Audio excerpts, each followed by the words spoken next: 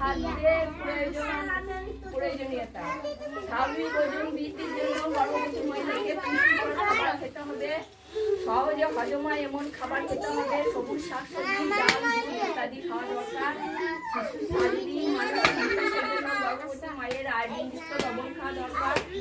গর্ভাবস্থায় নানান শারীরিক পরিবর্তন ঘটে, স্বাভাবিকের তুলনায় বেশি পরিমাণ খেতে হবে। সারাদিনে অন্তত একবার বাড়তি খাবার খাওয়া জন্য মায়ের বুকের দুধ 6 মাস বয়স পর্যন্ত কেবলমাত্র স্তন্যপানের প্রয়োজন।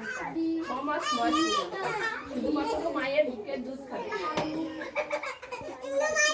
জন্মের 8 থেকে 1 ঘন্টার মধ্যে শিশুকে মায়ের বুকের দুধ, হলুদ দুধ বা শাল দুধটা অবশ্যই খাওয়ানো হবে। একটি নবজাত শিশুর জন্য প্রথম টিকাকরণের কাজ করে এই শাল দুধটা, মানে হলুদ রঙের যে দুধটা। শিশু রোগ প্রতিরোধের ক্ষমতা বাড়ায়। অনেক রকম মায়ের বুকের দুধ 6 মাস বয়স পর্যন্ত কেবলমাত্র স্তন্যপানের প্রয়োজন। 6 মাস বয়স পর্যন্ত শুধুমাত্র মায়ের বুকের দুধ খাবে।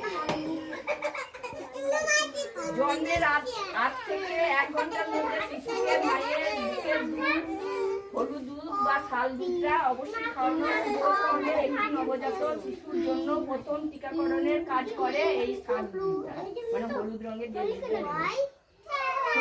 শিশু রোগ প্রতিরোধের ক্ষমতা বাড়ায়। অনেক রকম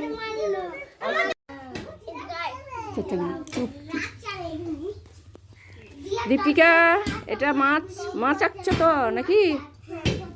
না মাছ আঁকো।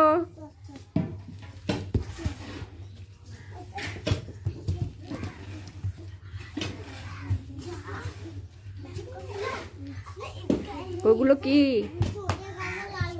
কি বলে? পাগ না। নাও এবার এইগুলো কি আঁকছো? বাহ, খুব ভালো হচ্ছে, ভালো হচ্ছে।